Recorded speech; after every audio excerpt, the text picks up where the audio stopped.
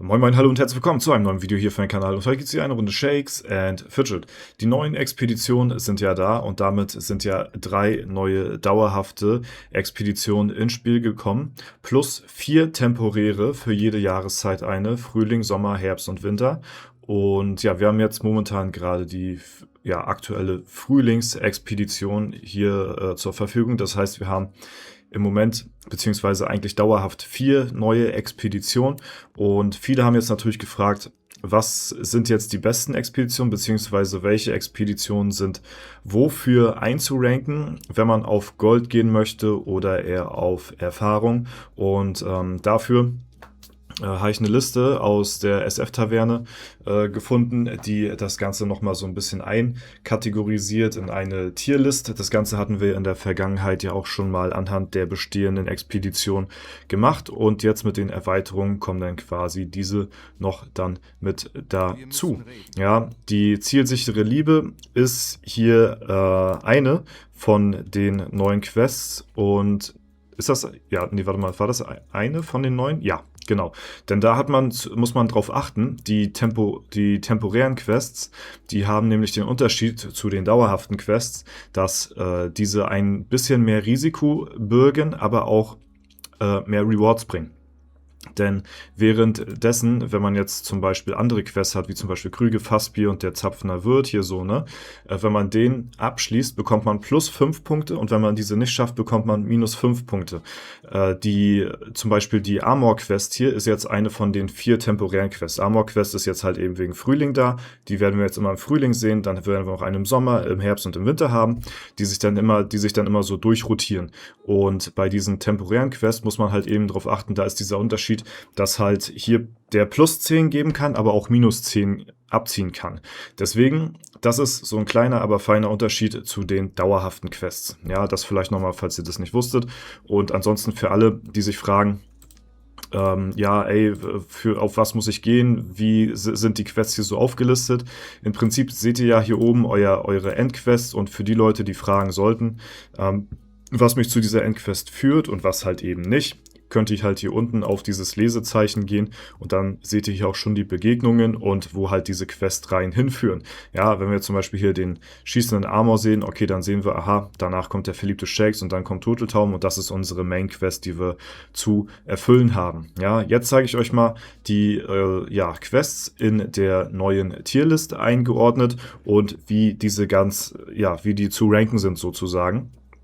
Und nach wie vor haben wir hier, wenn ihr jetzt Goldspieler seid, dann solltet ihr eher auf die linken Quests gehen. Wenn ihr Erfahrungsspieler seid, dann eher auf die rechten. Ja, und wie wir schon bei beiden sehen, ist die S-Tier-Class bzw. Expedition immer noch das Podium und der verkleidete Drache hier. Sowohl bei Gold als auch XP, also das sind so die besten Quests, die man so nehmen kann. Wenn man jetzt zum Beispiel auf Gold gehen möchte, dann bieten sich zum Beispiel die A-Quests an. Da ordnen sich auch zum Beispiel jetzt hier die neue Quest mit ein. Und der Unterschied zu der A- und B-Quest ist halt eben, dass wir hier die 3 dauerhaften neuen Questreihen am Start haben. Den Fisch, den Wirt und Stan. Ja, und die sind hier in der B-Tierlist drinne, weil die A-Tierlist eben diese temporären Quests hat. Und ich hatte euch ja eben gesagt, dass diese 10 plus bei Abschluss bringen.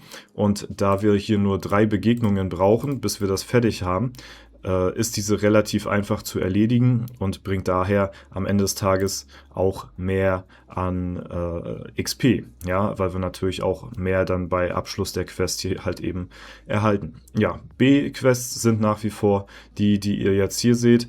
Und D, hier unten haben wir hier das Schwein zuletzt. Da möchte ich nochmal einen ganz kurzen Anhang hinzufügen. Und zwar, kennt ihr bestimmt auch Darklight aus den Kommentaren. Ja, der führt seit Anfang der Expedition sozusagen Statistiken darüber, welche Questreihen einen am meisten Schlüssel bzw. Gold bringen.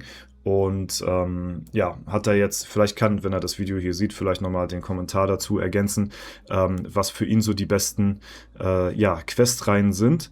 Aber tatsächlich, obwohl dieses Schwein hier ja, bei Gold auf D ist, soll es wohl prozentual mit am meisten Schlüssel bringen. Ja, das Ganze ist jetzt nicht offiziell bestätigt oder belegt, aber es ist jetzt schon über mehrere, ja, also seitdem es eigentlich die Expedition gibt, Statistiken geführt worden, wo es halt prozentual heraussticht, dass die Questreihe mit dem Schwein hier tatsächlich prozentual mehr Schlüssel bringen als die Quest hier drüber. Und dabei kommt es aber nicht drauf an, dass wenn ihr hier dieses Schwein annehmt, dass ihr auch das Schwein dann quasi klicken wollt. Weil dann ist klar, ist diese Quest hier, und danach ist das auch gerankt, ist die Quest hier mit Abstand am schlechtesten, weil ihr nehmt diese an und wenn ihr die dann auch erfüllen wollt, dann werden euch ja 2 von 3 Begegnungen abgeschnitten. Das heißt, die Chance, dass ein Schlüssel oder eine Kiste kommen kann,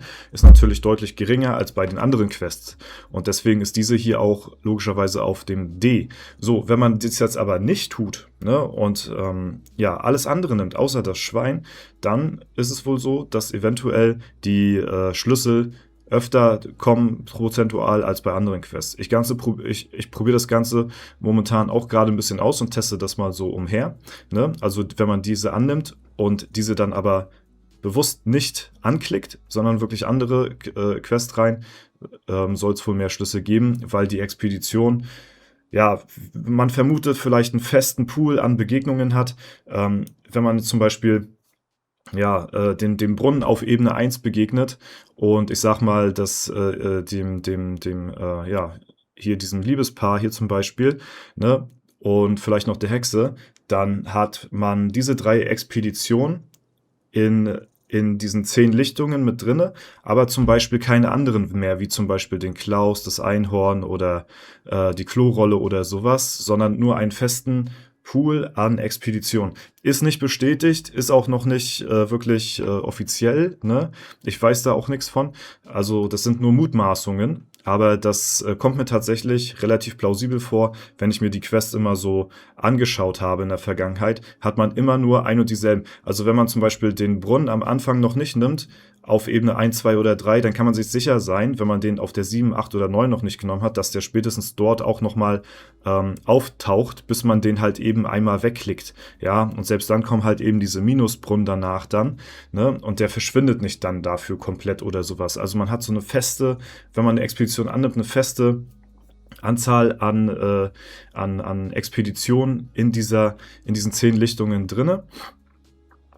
Und bei dem Schwein, ja, könnte es eventuell sein, dass halt eben die Chance dort höher ist. Aber wie gesagt, das ist nur Mutmaßungen. Wenn ihr euch nach dieser Tierlist, wenn ihr danach hier so geht, dann macht ihr generell erstmal nichts verkehrt. Auch gerade bei XP trifft das Ganze auch noch mehr zu, weil da wollt ihr ja eh nicht auf Schlüssel und Kisten und sowas gehen. Da ist das sowieso komplett egal.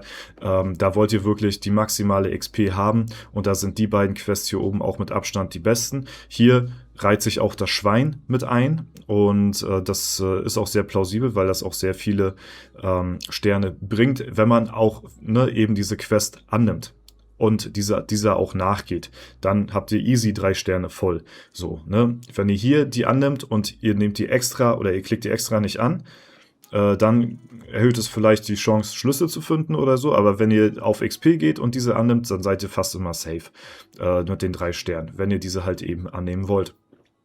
Ja, ihr könnt mir sehr gerne mal eure Erfahrungswerte dazu in die Kommentare schreiben, wie ihr das seht, ob ihr da so selbst auch Statistiken führt vielleicht oder jetzt einfach so vom Bauchgefühl her sagt, ja, stimmt, eigentlich jetzt, wo ich so höre, hat er eigentlich recht. So, ne? Es kommt immer wieder vor, dass diese Questreihen dann auf meinen 10 Ebenen dann erscheinen. Und eventuell, ja, weiß ich nicht, kann man damit recht haben. So, wie gesagt, es werden Statistiken geführt darüber und das finde ich halt sehr interessant. So länger diese Statistiken halt gehen, desto aussagekräftiger sind diese natürlich auch. Ne? Deswegen, ja, hier einmal die komplette Tierlist, so wie ihr es am besten dann halt eben für euch nutzen wollt. Ne? Und ja, genau. Man kann auch, und das finde ich auch ganz cool, es ist hier eine Quest mit dabei von Stan. Das ist der hier. Da habt ihr am Anfang ein Hühnchen, dann kommt der Tiger und dann kommt Stan. Das Hühnchen bringt euch am Anfang 0 Punkte. Der Tiger bringt euch aber auf der zweiten Begegnung schon 9 Punkte. Das Hühnchen kann man immer easy mitnehmen, wenn man jetzt zum Beispiel keine bessere Alternative hat. Also irgendwie Minuspunkte oder im Vergleich hier zum Beispiel das hier, weil der Tiger auf der zweiten Ebene euch schon 9 bringt. Und wenn man das jetzt quasi vergleicht, ne, Krüge, Fassbier, da habt ihr 2 Begegnungen und dann habt ihr insgesamt 6 Punkte dadurch. Das sind auf 2 Begegnungen, sind das 3 pro Begegnung, wenn man das jetzt mal durch 2 nimmt. So, ne? Bei dem Tiger habt ihr 0 mit dem Hühnchen und dann 9. Das sind 4,5 Punkte auf den 2 Ebenen. Also wenn man die 9 durch 2 Begegnungen nimmt, sind das 4,5.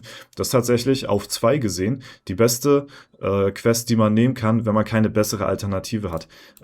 Besser noch als zum Beispiel ja, hier diese Questline, falls man jetzt zum Beispiel irgendeine andere Questline hat, sagen wir mal die Klorolle, ja, und ihr habt keine andere Möglichkeit, irgendwie, ihr habt minus Brunnen, minus Podest oder sowas und dann habt ihr das hier zur Auswahl, dann kann man das für minus 2 auch mitnehmen, weil man weiß, okay, dass die Ebene danach bringt einen dann 10, wenn man die Questline hier von 2 erfüllt. Das sind aber dann 8, wenn man die 10 geteilt durch 2 nimmt, beziehungsweise die 10 minus 2, weil man muss ja erst minus 2 annehmen mit dem Drachen, dann hat man 8 und das geteilt durch 2 Lichtungen sind dann 4.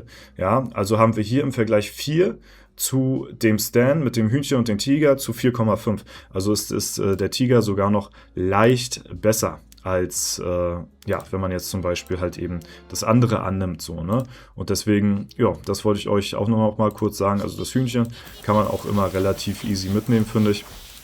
Ist auf 2 Begegnungen, wenn es keine bessere Alternative gibt, wirklich ein ganz guter Deal, muss man sagen, so, ne?